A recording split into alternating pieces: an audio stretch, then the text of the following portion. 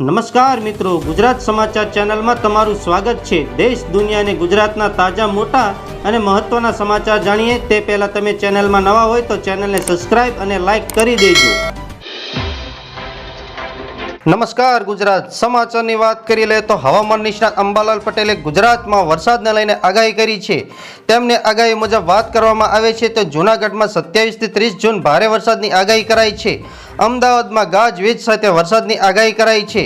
ભારે વરસાદના કારણે વિકટ પરિસ્થિતિ આવી શકે છે।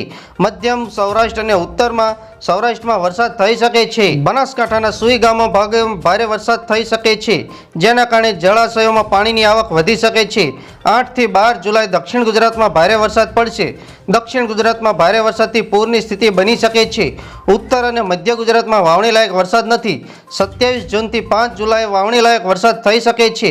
વરસાદ ખેંચવાનું કારણ પવનોની સ્થિતિ પોષક નહીં, પર્યાય ભેજના અભાવને કારણે વરસાદ હજી સરખો થયો નથી।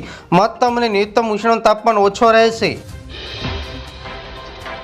આગળ બીજા સમાચારની વાત કરી લે તો રાજ્યમાં ચોમાસાએ જમાવટ કરી છે। સૌરાષ્ટ્રથી લઈને ઉત્તર ગુજરાતમાં ધોધમાર વરસાદ વરસ્યો છે। જો કે હજુ આ ચોમાસું માત્ર ટ્રેલર છે। આગામી દિવસોમાં હજુ મુશળધાર વરસાદની આગાહી છે।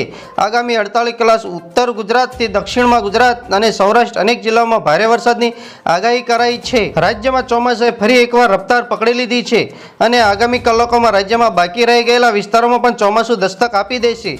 ગુજરાતના મોટાભાગના જિલ્લાઓમાં હળવાથી મધ્યમ વરસાદની આગાહી કરવામાં આવી છે, જ્યારે રાજ્યના 6 જિલ્લામાં ભારે વરસાદની આગાહી કરવામાં આવી છે।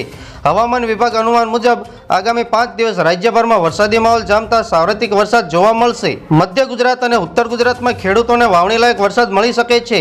સાથે જ મધ્ય ગુજરાતના જિલ્લાઓમાં ભારેથી અતિભારે વરસાદની આગાહી છે। ભગવાન જગન્નાથની રથયાત્રા દરમિયાન અમનછાંટ થઈ શકે છે। હવામાન નિષ્ણાત અંબાલાલ પટેલે રથયાત્રાને લઈને આગાહી કરી છે। આગળ બીજા સમાચારની વાત કરીએ તો ગુજરાતમાં આજે વહેલી સવારથી જ વરસાદી માહોલ જામ્યો છે। રાજ્યના ઉત્તર ગુજરાત અને સૌરાષ્ટ્રમાં વરસાદ વરસી રહ્યો છે। વહેલી સવારથી જ વાદળછાયા વાતાવરણ વચ્ચે ગીર સોમનાથ, અમરેલી, દ્વારકા વરસાદ શરૂ થઈ ગયો છે। રાજકોટ, જૂનાગઢ, બોટાદમાં પણ વરસાદી માહોલ જોવા મળી રહ્યો છે। ભાવનગર, પાટણમાં પણ વરસાદી માહોલ જામ્યો છે। રાજ્યમાં સાર્વત્રિક વરસાદ વરસી રહ્યો છે। હવામાન વિભાગે આગાહી કરી છે આગામી 7 દિવસ રાજ્યમાં વરસાદી માહોલ રહેશે, જે અંતર્ગત અત્યારે વરસાદી માહોલ જામ્યો છે। કેટલીક જગ્યાએ ધીમી ધારે તો ધોધમાર વરસાદ વરસી રહ્યો છે। રાજ્યમાં લોકોએ હવે ગરમીની રાહત મળી છે। વાવણી લાયક વરસાદ ખેડૂતોને ખુશ કરી દીધા છે। આગળ બીજા સમાચારની વાત કરી લઈએ તો હવામાન વિભાગની આગાહી મુજબ ગુજરાતમાં 10 જિલ્લાઓમાં ભારે વરસાદનું અનુમાન છે।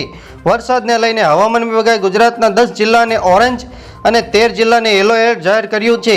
હવામાન વિભાગ અનુસાર મુજબ ગુજરાતના દક્ષિણ અને સૌરાષ્ટ્ર વિસ્તારમાં સારા વરસાદનું અનુમાન છે। આ જિલ્લામાં વરસાદનું ઓરેન્જ એલર્ટ જાહેર કરાયું છે। હવામાન વિભાગે સુરત, ભરૂચ, દ્વારકા, પોરબંદર, જૂનાગઢ અને ગીર સોમનાથ, અમરેલી, રાજકોટ, મોરબી, જામનગર વરસાદનું ઓરેન્જ એલર્ટ જાહેર કરવામાં આવ્યું છે। અને હવામાન વિભાગે ગુજરાતના કેટલાક જિલ્લામાં વરસાદમાં યલો એલર્ટ જાહેર કર્યું છે, જેમાં કચ્છ, પાટણ સહિત દાહોદનો સમાવેશ થાય છે। કચ્છ, સુરેન્દ્રનગર, બોટાદ અને ભાવનગરને યલો એલર્ટ જાહેર કરવામાં આવ્યું છે। આગળ બીજા સમાચારની વાત કરીએ તો કાલાવાડમાં મેઘરાજાએ સનસનાટી બોલાવી છે। હાલાર પંથકમાં ગઈકાલથી ધોધમાર વરસાદ વરસ્યો છે અને આજે પણ પવન સાથે ધોધમાર વરસાદની હવામાન વિભાગની આગાહી છે। કાલાવાડ પંથકમાં અનેક ગામમાં 5 ઇંચ જેટલો વરસાદ વરસ્યો છે। નપ્પાણીયા, ખીજડીયા, ઉત્તર બાજડી તથા મોટા પાંકોડિયામાં 4 થી 5 ઇંચ વરસાદ પડ્યો છે। કાલાવાડની ડેરી ગામમાં બળદગાડું તણાતા 1.5 વર્ષના બાળક અને 2 બળદના મોત થઈ ગયા છે।